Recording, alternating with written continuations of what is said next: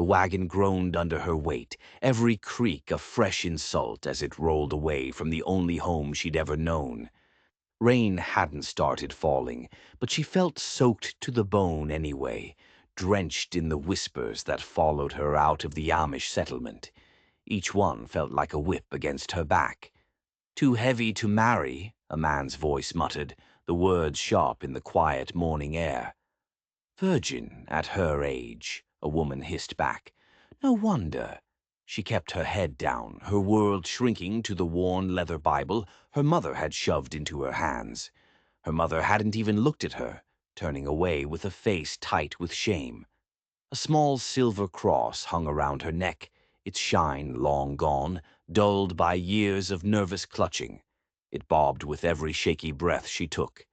Her father, a man made of stone and silence, had sold her off, a mail-order bride. His logic was as cold and sharp as a winter wind. If no Amish man would have her, maybe some backwoods mountain dweller would be desperate enough. His final words to her still burned in her mind, spoken in the house she was now banished from. "You will go, girl. It's better than being our burden forever." So now here she was, the wagon wheels rattling over stones, carrying her deeper into a wilderness that held a fate she couldn't even imagine. A man she'd never met, a name that made the children in town whisper in fear. They called him the Mountain Man. Scarred, a savage, a beast who had broken every single bride sent to him before. They never lasted more than a week. She tried to pray.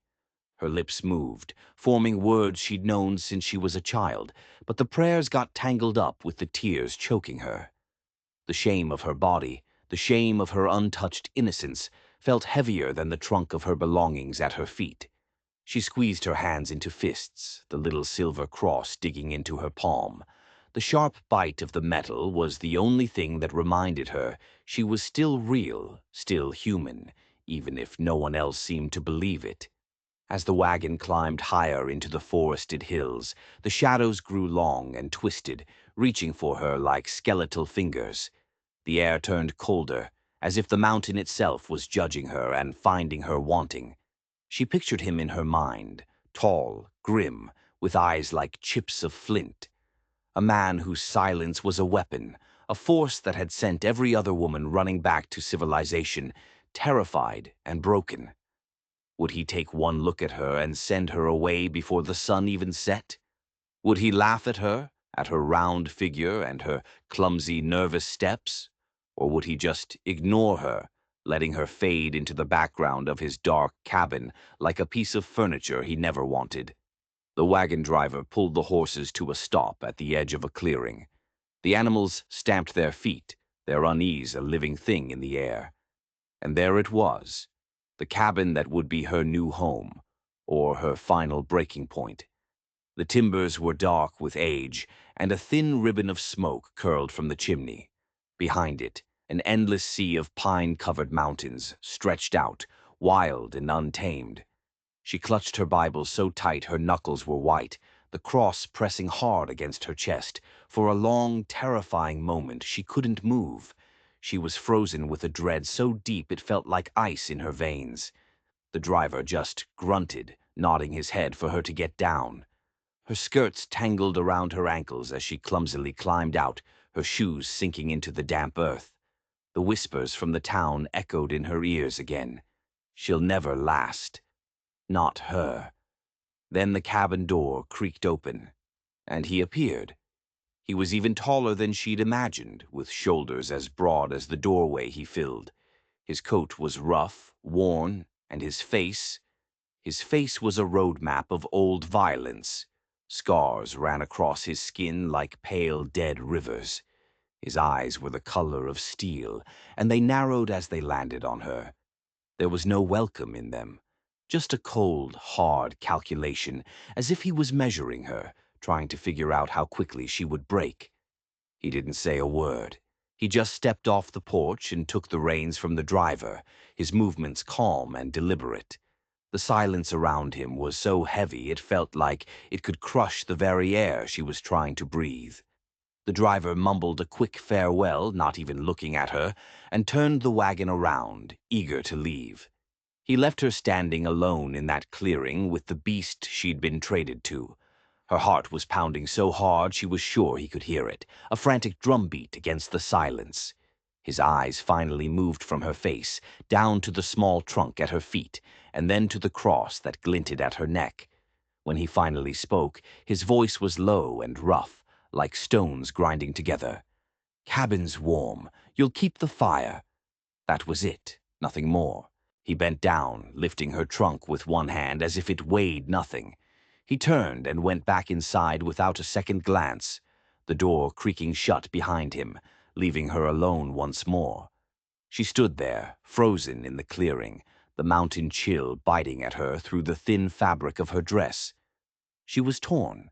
She could run, try to make it back down the winding road, or she could follow him into the suffocating silence of that cabin.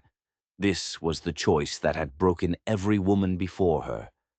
To face his silence or to flee from it. She didn't know it yet, but by taking that first, trembling step toward the door, she was already becoming the only one who would ever stay. The first few nights in the cabin were a special kind of torture. The silence wasn't just an absence of noise. It was a physical presence, a heavy blanket that smothered everything. She could hear the crackle of every log in the fire, the whisper of the wind outside, the rough rasp of his breath when he returned from the woods at dusk. He'd stomp the mud from his heavy boots and sit in his chair by the fire, saying nothing. Absolutely nothing. She kept her Bible clutched in her hands, her lips moving silently over prayers as she stirred the pot of stew or mended her worn stockings by the flickering lamplight. He never asked her name. But sometimes, when she thought he wasn't looking, she'd glance up and find him watching her, his scarred face a mask she couldn't read in the shifting firelight. Every morning he was up before the dawn. The sharp, rhythmic crack of his axe-splitting wood was the valley's alarm clock. She stayed inside, sweeping the floor, folding the rough wool blankets, trying to carve out a space for herself in a place that felt like it hadn't known a woman's touch in 100 years.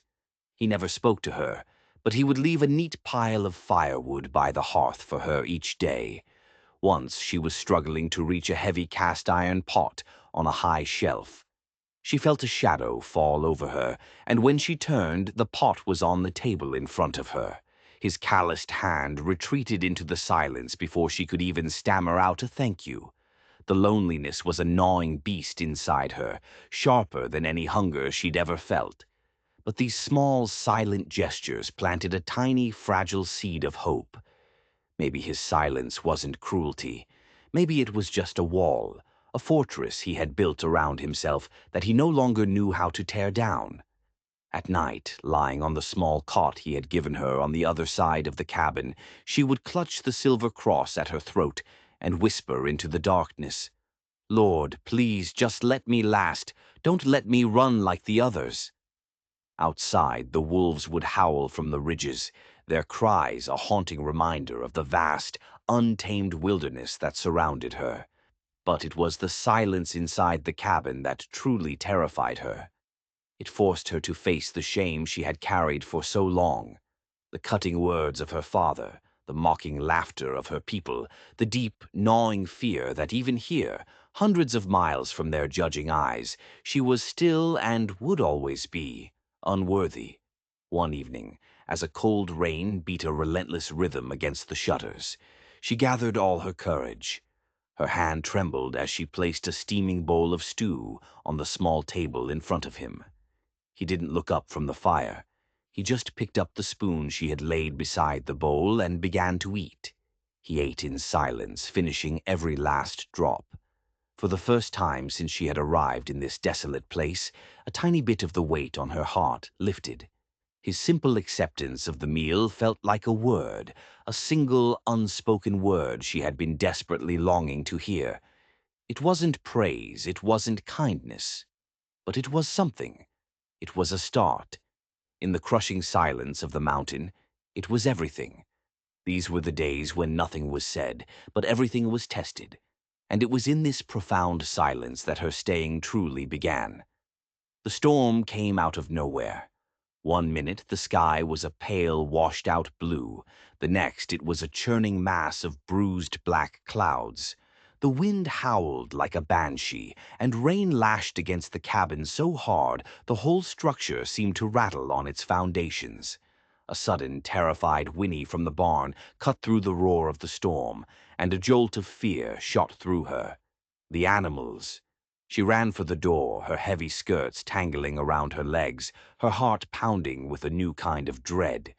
But he was already there, a lantern in one hand, his jaw set like granite against the fury of the wind. He didn't say a word. He just pushed the warm, heavy lantern into her hands and strode out into the storm, his long coat flaring out behind him like a dark wing. For a second she hesitated, the wind and rain a terrifying wall in front of her. But then she followed him, stumbling through the mud and the driving rain, her thin dress instantly soaked through. She followed the bobbing light of the lantern, her eyes fixed on his broad, steady frame until they reached the barn. Inside it was chaos. The horses were rearing in their stalls, their eyes wide with panic. The lantern light cast wild, dancing shadows across his scarred face as he moved to calm the animals, his voice a low, rough rumble that somehow cut through the crashing thunder. He barked an order at her, "Hold the gate!" and she obeyed without a thought, her hands burning as she threw her weight against the splintered wood, fighting against the frantic strength of the panicked horses. Together they forced the stall doors shut, their bodies working in a desperate, unspoken rhythm. Her skirts were plastered to her legs, her hair a dripping mess down her back, but she didn't care. When the last bolt was slid into place and the animals finally began to calm, she collapsed against the wall, her chest heaving, gasping for breath. He stood on the other side of the narrow barn, water streaming from his hair and beard. His eyes, usually so cold and distant, were fixed on her with a strange, new intensity. It made her heart pound even harder than the thunder had. For a long, stretched-out moment, she thought he was going to speak, say something, anything. But instead, he turned away, picked up a broken board, and hammered it back into place with a few powerful blows. Only when the barn was completely secure did he turn back to her. His gaze lingered for a moment on the small silver cross at her neck, which was gleaming faintly in the lantern light. She saw something shift in his expression, a flicker of something she couldn't name. It was just for a second, but it was enough. Enough to make her believe that for the first time he had truly seen her. Not her body, not her shame, but the stubborn will inside her, the will to stand beside him and face the storm. She lowered the lantern, her hands trembling now, not from cold, but from something else entirely. "I can help here," she whispered, her voice cracking but firm. The words hung in the air between them. He didn't answer. He just gave a short, almost imperceptible nod and stepped past her, his shoulder brushing against hers. The brief contact felt more significant, more solid than any words he could have spoken. It was in the raging fire of that storm that two lonely souls, two outcasts, first found their rhythm. Not in words, but in the shared, desperate fight to hold on to what mattered against the encroaching darkness. That night, after the storm had passed, the silence that fell over the cabin was somehow even heavier than the thunder had been. The only light came from the soft, dying glow of the fire. She sat on the edge of her cot, the silver cross clutched so tightly in her hand that its edges dug deep into her palm. She had survived the storm. She had stood shoulder to shoulder with him in the fury of the rain and wind. But now, in the suffocating stillness, the old voices came creeping back, the cruel whispers of her people, the cold hiss of her father's judgment, the mocking laughter of the boys from her village who said she was too large, too plain, too untouched to ever be wanted. The weight of all those years of shame pressed down on her, harder and harder, until the tears finally broke free. They spilled hot and silent down her cheeks. And before she could stop them, the words spilled out too, her voice raw and trembling in the quiet room. They said I was a burden, too heavy to carry, too worthless to keep. She didn't even know if he was listening. She didn't care. The words had to come out. They said no man would ever want me, not even as a wife in name only. They mocked me for being untouched, as if it was a disease, as if my shame was something I had chosen. She buried her face in her hands, her shoulders shaking with silent, racking sobs. For a long moment, the only sound was the crackle of the embers in the hearth. She was sure he hadn't heard her, or if he had, he was ignoring her. Then his chair creaked. The sound was sharp, loud in the stillness. She dared to lift her head, her eyes blurry with tears. He was leaning forward, his scarred face half hidden in the shadows, but his eyes were fixed on her. When he spoke, his voice was as rough as ever, like a stone being dragged across a dry riverbed. But it was steady. They were wrong. Just 2 words. Nothing more. But they sliced through the years of ridicule and shame more effectively than any sermon, any prayer. She stared at him, stunned, as if he had just struck a match and lit a candle inside her chest. He held her gaze, his gray eyes unflinching, as if he was daring her to disbelieve him. "You carried more in one night than they ever could in a lifetime," he said quietly, nodding toward her storm-soaked dress, which was drying by the fire. "You stayed." She pressed her trembling hand to her cross, the tears still falling, but they were different now. They weren't tears of shame anymore. They were tears of release, washing away the heavy, grimy weight of all those years. Sometimes the first words a man speaks aren't a command or a warning. Sometimes they are a key, turning the lock on a prison a soul has been trapped in for far too long. And in that moment she felt the first, fragile stirring of freedom. The morning after the storm broke clear and bright, the mountainside washed in a brilliant gold light. He left before dawn, as usual, his rifle slung over his shoulder, disappearing into the dense pine forest without a word. She spent the day in a strange daze, sweeping the cabin, feeding the fire, her mind replaying his 2 simple words over and over again. They were wrong. A small, secret prayer of thanks whispered from her lips, a prayer that her fragile place in this wilderness would hold. The hours dragged on. The sun climbed high in the sky and then began its slow descent, stretching the shadows of the pines long and thin across the clearing. She was starting to worry when the cabin door finally creaked open. He staggered inside and her heart leaped into her throat. Blood was running down his arm, his thick coat was torn, and his face was pale and drawn tight with pain. She gasped, dropping the kettle she was holding with a loud clatter. She rushed to his side, her hands fumbling but urgent, as she helped him stumble toward the chair by the fire. "Sit, please, you must sit," she begged, her voice high and shaky. He tried to brush her away with a grunt, a flash of his old, stubborn pride. But his strength gave out, and he sank heavily into the chair, his head lolling back.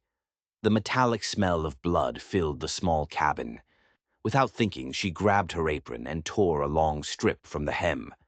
She pressed the clean fabric against the deep, ugly gash that ran across his shoulder and bicep. His jaw clenched, the muscles in his throat straining, but this time he didn't push her away. "Wolf," he muttered, the word jagged and harsh. Her heart seized. The thought of him out there, facing that kind of savagery alone, was terrifying. Her hands trembled, but she pressed harder on the makeshift bandage, whispering frantic prayers under her breath. The silver cross swung free from her collar, glinting in the firelight. "You can't fight everything by yourself," she said, the words choked with tears that blurred her vision. He was silent for a moment, his breathing ragged.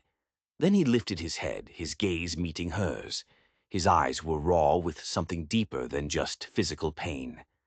"Every bride ran," he rasped, his voice low, tinged with something that sounded almost like shame. They never stayed long enough to see blood.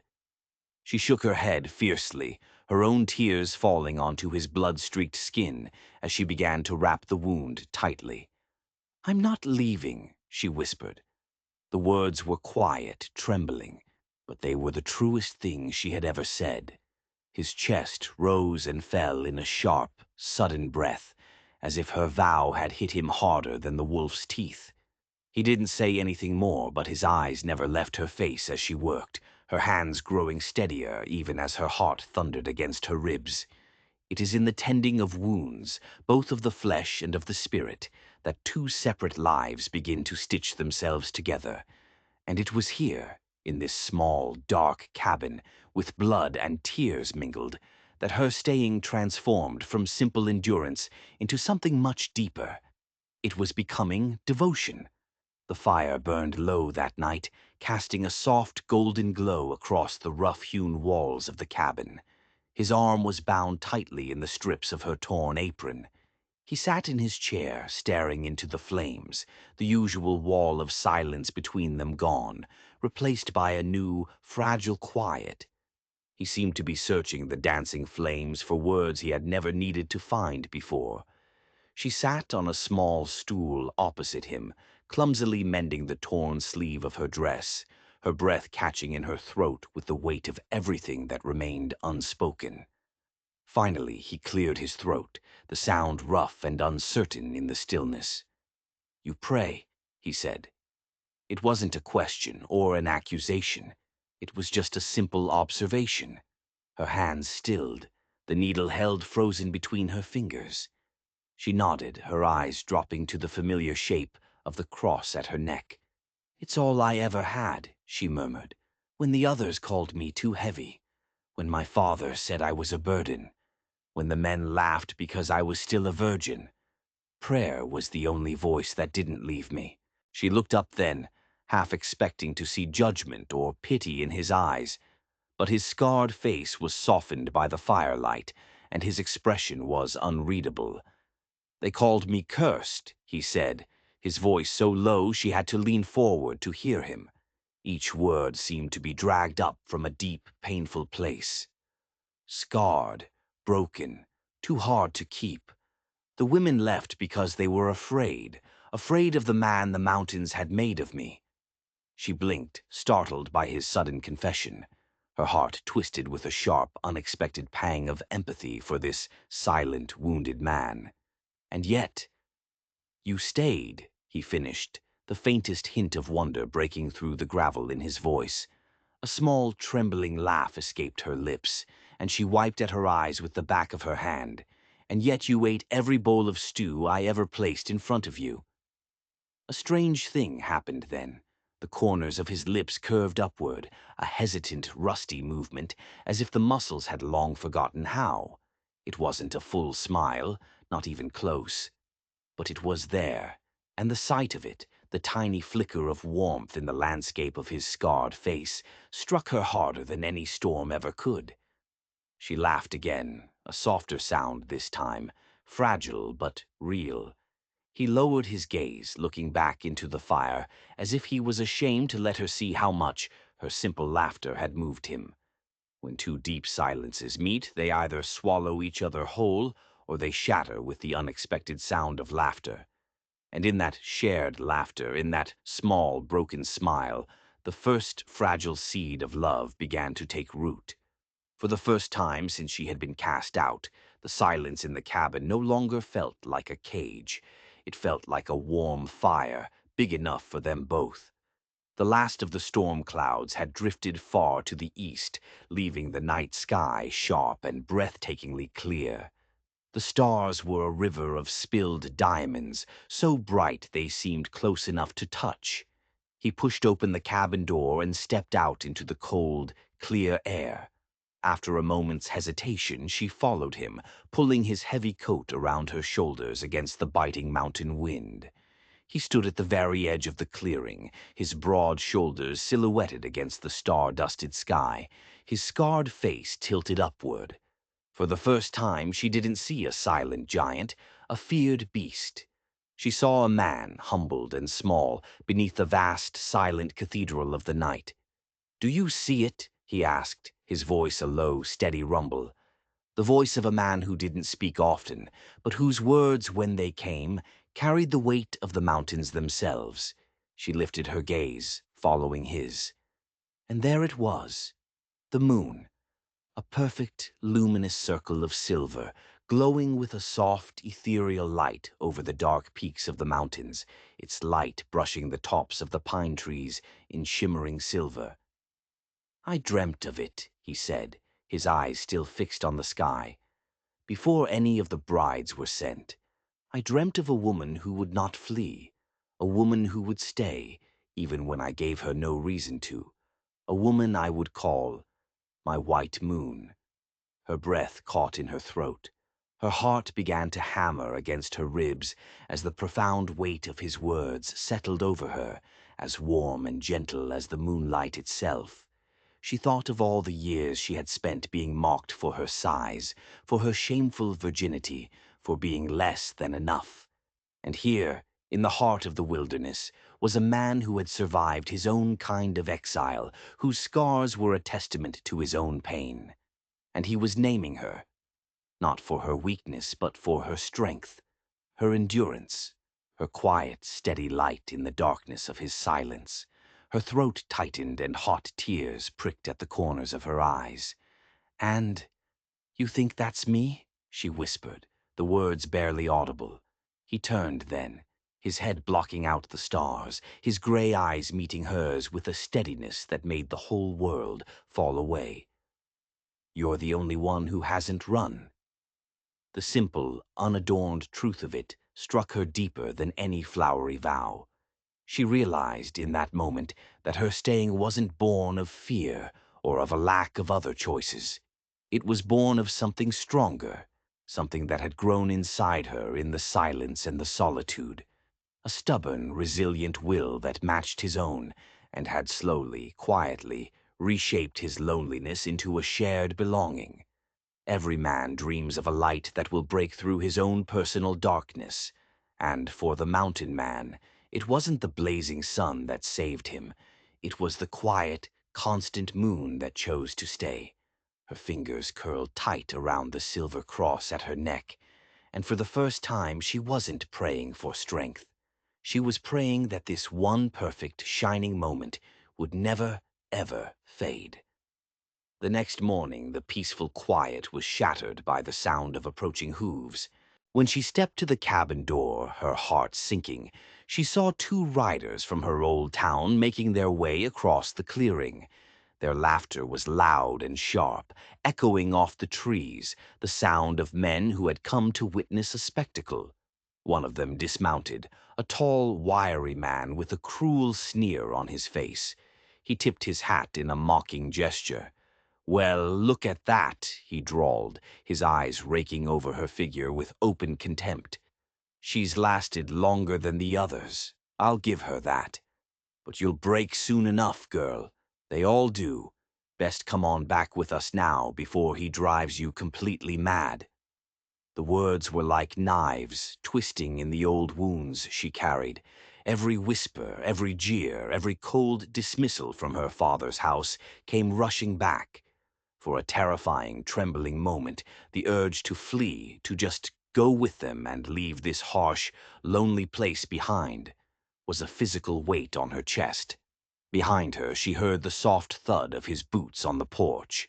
The mountain man stepped out, his scarred face a grim mask, his silence more potent and dangerous than any shouted threat. The two men shifted uneasily, their smirks faltering slightly under his cold, steady gaze.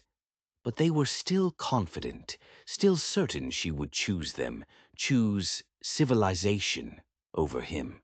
Her fingers closed around the familiar shape of the silver cross at her throat. And then she heard her own voice, clear and strong, breaking through the morning air, louder than she had ever spoken in her life. "I was sent here in shame," she said, her voice ringing with a newfound strength. "I was traded like cattle because no one in your town believed I was worth keeping. But here in this cabin, I have found more kindness in silence than I ever knew in all your empty words." She took a deep breath, her eyes locking with the sneering man's. "I will not leave." The riders just blinked, stunned into silence.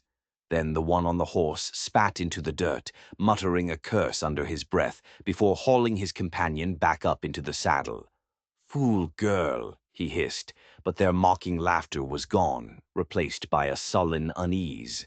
They turned their horses and rode back down the trail, their insults fading into the rustling leaves of the forest. She stood there, trembling, as the last echo of their voices died away. But when she turned, she found him still standing there, watching her. His gray eyes were steady, and beneath the shadow of his scars, she saw a flicker of something she had never seen before. Pride. He said nothing. He just stepped closer, closing the space between them until she could feel the warmth of his presence, like a shield around her.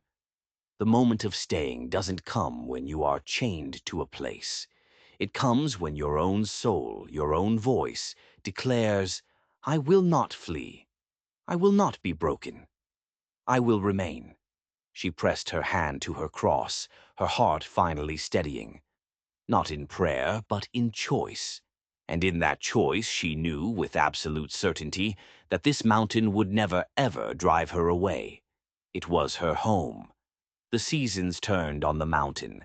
The harsh, biting winter slowly melted away, giving rise to a vibrant green spring. The rivers swelled with melting snow, and the high meadows exploded with a riot of wildflowers. And through it all she remained. Her hands were steady at the hearth, her voice a soft humming presence in the once silent cabin.